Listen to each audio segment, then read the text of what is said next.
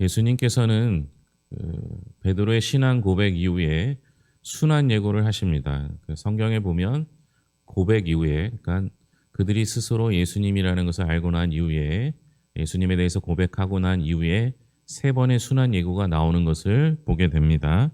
그런데 순환 예고 후에 제자들은 그 말씀을 깨닫지 못합니다. 오히려 누가 더 위에 있는지를 놓고 다루죠.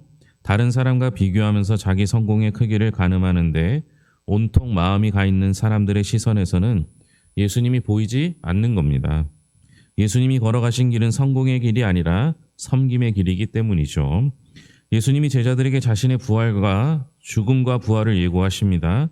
예수님께서 제자들에게 주신 말씀이 무엇인지 31절 말씀 한 절 보겠습니다.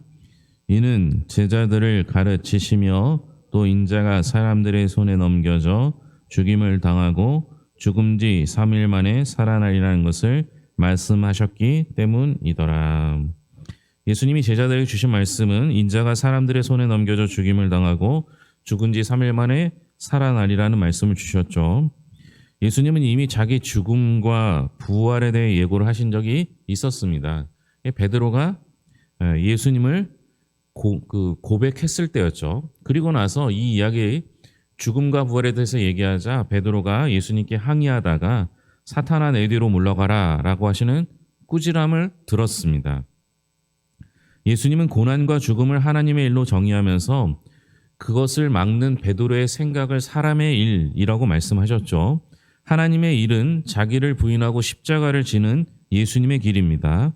사람의 일은 그와 반대로 자기를 높이고 세상적 부와 성공을 향해 걸어가는 십자가 반대편의 길인 것이죠. 여러분, 우리가 살면서 섬김의 삶을 살면서 성공하는 일은 있을 수 있지만 그러나 성공을 위해서 섬김의 길을 가는 경우는 없다고 보는 게 맞는 것 같아요. 그래서 우리가 성공이 우리 기준의 척도가 되어서는 안 되고 우리가 하나님이 원하시는 길을 가고 있는가가 척도가 기준이 되어야 한다라는 겁니다. 그래서 주님께서는 자신의 길을 가야 하는 것을 상기시켜 주었죠. 말씀을 들은 제자들의 반응이 재밌습니다. 32절 같이 읽겠습니다. 그러나 제자들은 이 말씀을 깨닫지 못하고 묻기도 두려워하더라. 제자들은 두 가지 반응을 보이죠. 첫째는 깨닫지 못했어요. 둘째는 묻기도 두려워했다라는 겁니다. 여러분, 깨닫지 못한 이유는 뭐겠어요? 자신이 원하는 것이 거기에 없기 때문에 들어도 들리지 않는 거예요. 배고픈 사람한테 옆에서 아무리 좋은 얘기하고 뭐 선한 얘기를 한들 그 얘기가 들리겠습니까? 배고픈 사람은 오직 배를 채울 때까지는 아무것도 들리지 않아요. 그래서 여러분, 우리가 잘 먹어야지 잘 들리는 법도 있어요. 깨닫지 못하는 것뿐만이 아니었습니다. 예수님은 수많은 이적을 나타내신 하나님의 아들이셨죠. 그가 가야 할 길이 영광과 성공의 길이 아니라 고난과 죽음의 길인 거는 제자들이 보기에는 이해가 되지 않는 겁니다. 그럼 이해가 안 되면 그 다음에 할 일이 뭐겠어요? 깨닫지 못하고 이해도 안 돼요. 그럼 여러분 같으면 어떻게 하셔야 되겠습니까? 물어봐야죠. 그죠? 그러니까 여기서 깨닫지 못하고, 그러니까 깨닫지 못한 거는 우리의 그 욕심, 다른 문제 때문일 수도 있어요. 근데 거기서 멈춘 게 더 문제라고 성경은 표현하고 있는 거예요. 깨닫지 못하고 묻지도 않더라. 제자들은 모르면 물어봐야 되는 거예요. 그러니까 제자들이 모르는 건 어떻게 보면 당연한 거죠. 그럼 스승한테 물어봐야 되잖아요. 안 묻는 게 문제라는 것을 보여주고 있습니다. 문제는 왜 안 물어봤느냐라는 거예요. 왜 안 물어봤을까요? 제가 조금 전에 베드로의 고백을 언급한 이유가 있는데요. 베드로가 예수님이 십자가에 달려 돌아가실 것을 항변하다가 꾸지람을 들었습니다. 그거를 알고 있는 제자들은 그래서 묻지 못했어요. 그래서 여기 보면 묻기를 두려워하더라 이렇게 표현하고 있어요. 그러니까 묻는 것 자체를 두려워한 거예요. 그런데 여러분, 예수님이 묻는 사람을 꾸지람을 했어요? 아니면 다른 이유 때문에 꾸지람을 했어요? 베드로가 사람의 일을 가지고 성경에 보면 그 원어적인 표현에 보면 예수님께 가르치려 했다 또는 항변했다 꾸지람을 했다 이렇게 원어적으로 이해할 수가 있거든요. 그러니까 베드로가 예수님을 가르치려고 했으니까 당연히 꾸지람을 받을 수밖에 없었잖아요. 아마 베드로가 겸손하게 주님 왜 그 길을 가셔야 합니까? 라고 물어봤다라면 주님께서 다시 설명했을 겁니다. 제자들도 마찬가지죠. 제자들이 물어서 꾸지람을 받는 것이 아니라 항변했을 때 꾸지람을 받았다는 것을 알았다면 묻는 것 자체를 두려워하지 않았다라는 겁니다. 우리는 신을 어르고 달래서 우리가 원하는 것을 얻어내는 도구로 쓰임받는 게 일반적인 우리나라 샤머니즘 종교입니다. 근데 여러분 어떤 때는 그 신 앞에 말하는 것조차 두려워해요. 무서워하죠. 우리가 두려워할 이유가 뭐가 있어요? 우리 하나님은 우리 아버지 되시는데 묻기만 하면 대답해 주시기로 하셨는데 뭐 그렇게 무서워할 일이 있겠어요? 내가 주님이 생각하는 것과 다른 방법, 그 길과 다른 길을 가고 있기 때문에 주님께 꾸지람을 들을 수 있는 거죠. 그러니 두려워할 수밖에 없는 겁니다. 여러분 내가 하나님 앞에 내가 자녀라는 생각을 한다면 묻는 게 두려울 이유가 없는 것이죠. 여러분 모르는 것까지는 이해가 돼도 묻지 못해서 주님을 두려워하는 자 되지 않기를 바랍니다. 제자들은 예수님이 말씀하시는 고난과 죽음을 깨닫지 못했습니다. 엄밀히 말하면 높아짐에 대한 열망으로 가득했기 때문에 낮아짐의 제자들을 수용하지 못한 것입니다. 우리도 마찬가지죠. 안 들리는 거죠. 그래서 예수님이 제자의 도리를 교훈하시는데요. 제자들이 길에서 쟁론한 것은 무엇인지 34절 같이 읽겠습니다. 그들이 잠잠하니 이는 길에서 서로 누가 크냐 하고 쟁론하였음이라. 길에서 서로 누가 크냐고 쟁론했던 것이죠. 여기서 제자들이 고난과 죽음을 예고하시는 예수님의 말씀을 이해도 못하고 묻지도 못하고 그래서 그 묻지도 못했던 근본적인 이유가 바로 34절에 드러나는 겁니다. 그들의 마음속에는 높아지고 싶은 마음이 가득했기 때문이죠. 제자들은 예수님이 메시아라는 사실을 믿었지만 정치적이고 군사적인 메시아를 소망하던 당시 이스라엘 사람들의 기대를 그대로 가지고 있었습니다. 그 때문에 예수님이 왕위에 오르시면 누가 더 큰 자리를 차지할 것인가를 놓고 서로 다툴 수밖에 없었던 것이죠. 그러니까 높아지려는 열망이 아무것도 들리지 않게 했고 묻지도 못하게 했다라고 성경은 표현하고 있는 겁니다. 오늘날 교회는 어떻습니까? 교회도 높은 자리라고 생각하는 그 위치 때문에 싸움이 일어나지 않습니까? 여러분, 주님께서는 우리의 높이의 크기를 어떻게 말씀하시는지 들어볼 필요가 있겠죠. 그래서 첫째가 되려면 어떻게 하려냐? 35절입니다. 35절 같이 읽겠습니다. 예수께서 앉으사 12 제자를 불러서 이르시되 누구든지 첫째가 되고자 하면 뭇사람의 끝이 되며 뭇사람을 섬기는 자가 되어야 하리라 하시고, 첫째가 되려면 끝이 되어야 한다라고 말합니다. 뭇사람에게 섬김을 받으려면 섬겨야 한다라고 말합니다. 정치적이고 군사적인 성공을 가져올 메시아를 기대하던 제자들의 바람과는 달리 예수님은 자기 살과 피로 죄의 속박을 깨부수고 영적 자유를 선포할 메시아였습니다. 그가 이 땅에 세울 나라는요, 정치적 군사적 힘에 의지하는 나라가 아니라 국경과 인종과 신분을 초월하는 영적인 나라였습니다. 그 나라의 정복 활동은 힘이 아니라 섬김으로 이루어지죠. 정복하기 위해 뭇사람의 머리가 되어야 하는 세상 나라와는 정반대편에 선 나라였습니다. 그래서 주님이 가신 그 길은 늘 섬김의 길이었습니다. 예수님은 자신의 이름으로 어린아이 하나를 영접하는 일을 어떻게 평가하시는지 37절입니다. 같이 읽겠습니다.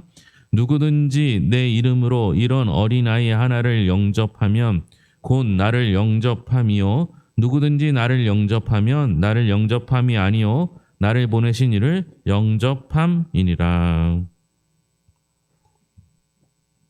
그러니까 예수님을 영접함이고, 예수님을 영접하면 예수님을 보내신 하나님을 영접함이라고 평하십니다. 근데 이제 문제는 뭐예요? 이제 부활 승천하신 예수님이신데 그럼 우리 눈에 안 보이는데 어떻게 해야 하는가? 더 이상 육체로 만날 수 없으니까요. 우리 신앙이 하나님과 그의 아들 그리스도를 사랑하는 것이라고 할 때 우리는 보이지 않는 하나님을 어떻게 사랑할 수 있을까라는 겁니다. 그러니까 육체로는 만날 수 없으니까 진심이면 되지 않느냐? 충분할 것인가? 여러분 성경은 그렇게 말하지 않습니다. 우리 곁에는 육체로 만날 수 있는 예수님이 존재한다고 성경은 가르치죠. 그게 오늘 표현대로라면 어린아이와 같은 사람이에요. 그러니까 우리가 육체로 만날 수 있는, 영접할 수 있는 예수님은 내가 그리스도의 이름으로 섬길 수 있는 지극히 작은 그 한 사람이 바로 그 사람이라고 표현하고 있습니다. 제자는요, 성공이 아닌 섬김의 길을 가야 합니다.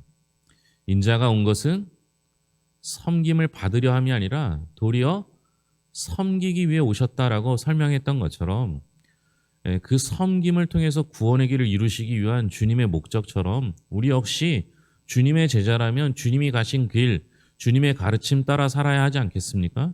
그런데 우리는 자꾸만 높아지는 것을 생각하려고 합니다. 여러분 오늘 말씀에 보면 높아지려고 하면 낮아져야 한다라고 말합니다. 첫째가 되려면 끝이 되어야 한다라고 말합니다. 여러분 첫째가 되려고 하는 사람이 어떻게 끝이 될 수 있겠습니까? 그죠? 끝이 되려고 그러면 주님의 말씀 따라서 끝이 되려고 하는 목적이 뭐예요? 첫째가 되려고 하는 거잖아요. 말 자체가 안 되는 거예요. 그러니까 주님이 원하시는 길은 첫째, 둘째, 셋째 줄 세우는 나라가 아니라 하나님 안에서 서로 섬기고 사랑하는 나라를 만들고자 하는 것이 우리 하나님의 나라의 뜻이라는 겁니다. 그러면 여러분 우리가 살아가는 길에서 첫째가 되려고 하는 욕망, 첫째가 안 되면 둘째라고 되려고 하는 욕망은 버려야 할 필요가 있다는 것이죠. 이 땅에서 첫째로 된다고 해도 그게 정말 첫째인지 모르겠어요. 우리나라의 첫째가 누굽니까? 우리나라에서 가장 권력이 큰 사람이 누굽니까? 잘 모르겠어요. 어떻게 보면 우리가 흔히 생각하는 첫째가 되는 사람, 첫째 부자, 첫째 권력자, 첫째 지식자, 그 사람보다 제가 더 편할 수 있는 것 같아요. 우리는요, 하나님 나라를 꿈꾸는 사람이잖아요. 하나님 나라에서 첫째 되는 사람은 누구예요? 하나님 아버지의 자녀 되는 사람 아닙니까? 그렇다면 그곳에 천국에 갔을 때, 천국에 이르렀을 때, 하나님 나라에 살아갈 때 하나님의 자녀 아닌 사람이 어디 있어요? 거기도 큰형 작은형 따지겠습니까? 그게 아니라는 거죠. 그러니 하나님의 나라는 서로 섬기는 나라고요. 주님은 작은 사람, 지극히 작은 사람, 심지어 성경 속에서는 내가 그를 위하여 베풀었을 때 그가 나에게 그것을 보답할 수 없는 사람한테 하면 하나님께서 보답해 주신다라고 말씀하시잖아요. 그런 삶을 살아가는 게 우리가 살아가야 할 길이 아닌가 싶습니다. 그래서 여러분 우리는요 어린아이뿐만 아니라 어린아이와 같은 사람을 사랑하라 성경에서 말하고 있는 것이죠. 그렇다면 우리가 살아가야 할 때 이 전제 조건은 이미 우리는 주님의 제자가 되었다라는 전제 조건을 가져야 합니다. 여러분은 주님의 제자가 되셨습니까? 여러분 교회에서 제자 훈련 받는다고 제자가 되는 거 아니에요. 교회에서 제자 훈련 받는 걸로 제자가 되는 거면 저도 벌써 했을 거예요. 해보기도 했죠. 근데 여러분 그거 수료한다고 제자가 됐습니까? 주님의 제자가 되는 길은요. 주님의 가르침을 따라 주님이 가신 길을 가는 사람이에요. 그런데 주님의 제자가 된 사람이라고 하는 분들이 높아지려고 그렇게 하려고 하는 사람들 얼마나 많습니까? 그럼 그건 아니라는 거죠. 우리가 주님의 제자가 되기만 한다면 그 다음부터는 우리의 관심이 주님이 무엇을 기뻐하시는가가 우리의 관심이 되어야 합니다. 잘 되는 게 참 어려운 일인 것 같아요. 뭐가 잘 되는 건지, 어떻게 하면 잘 되는 건지, 정말 잘 돼서 잘 된 건지 참 그 기준이 어렵습니다. 여러분 우리의 기준은요 항상 하나님이었으면 좋겠습니다. 그래서 하나님이 기준이 되면요 잘 되는 것이 무엇인지 분명히 나올 거라고 생각합니다. 주님이 있는 그곳에 내가 있는 것, 그것이 가장 잘 되는 길임을 깨닫기 바랍니다. 기도하겠습니다. 하나님 아버지 감사합니다. 우리가 주님의 말씀을 따라 살 수 있도록 인도하여 주시옵소서. 더불어 하나님 아버지 우리가 주님의 길을 따라갈 때 주님이 원하시는 길을 가게 하여 주시옵소서. 그러나 아직 우둔하여 주님이 말씀하신 것을 다 깨닫지 못할 때가 있습니다. 아직 우리가 더 크려고 하는 욕심 때문에 더 많이 가지려고 하는 욕망 때문에 주님의 말씀이 들리지도 않고 믿겨지지도 않고 깨달아지지 않을 때가 있습니다. 하나님 아버지, 그럴 때 주님을 두려워하지 않게 하여 주시옵소서. 욕심이 많으면 주님께 말하지 못합니다. 주님께서는 이미 길 위에서 제자들이 무슨 얘기를 했는지 알고 있었지만 제자들에게 그 이야기를 물어봤을 때 제자들은 답도 하지 못합니다. 하나님 아버지, 우리가 하나님 앞에 말할 수 없는 부끄러운 일을 행하지 않게 하여 주시옵고, 혹 부끄러운 일을 행했더라도 하나님 앞에 말할 수 있는 자가 되게 하여 주시옵소서. 두려움이 아니라 우리는 하나님의 자녀이니 잘못해도 하나님께 말하고 잘해도 하나님께 말해서 하나님께 고침받고 칭찬받는 일들을 감당케 하여 주시옵소서. 그래서 하나님 아버지, 어떤 순간에도 주님께 묻고 주님을 의지하며 나아갈 수 있도록 붙잡아 주시옵소서. 하나님 아버지, 하나님이 지금 예수 그리스도가 승천하셔서 내 옆에 없다 생각하지만 주님은 항상 우리와 함께 하시겠다 약속하셨습니다. 더불어 하나님 아버지, 지극히 작은 소자 한 사람에게 한 것이 곧 내게 한 것이라 말씀하셨사오니, 하나님 아버지, 우리가 내 주변의 어린이들을 품고 그들을 예수 그리스도를 대하듯 대하게 하여 주시옵소서. 하나님 아버지, 주의 전에 나오며 여러 가지 기도 제목을 가지고 나왔습니다. 아픈 분, 힘든 분, 어려운 분, 상처를 안고 있는 이들, 주님 함께하여 주시옵고, 사는 게 힘들고 어려울지라도 하나님 나라를 꿈꾸며 하나님 품에 안기는 것을 소망하며 살아갈 수 있도록 인도하여 주시옵고, 기도의 제목들이 해결되어지고 또 하나님 아버지, 건강이 회복되고 상처가 회복되는 역사도 경험케 하여 주시옵소서. 그러나 무엇보다도 하나님께서 주시는 것을 감사와 귀한 마음으로 받아들일 수 있는 넉넉한 마음, 믿음도 허락하여 주시옵소서. 우리 성도들의 가정을 주님께서 돌보실 것을 믿으며 모든 것을 예수님의 이름으로 기도합니다. 아멘.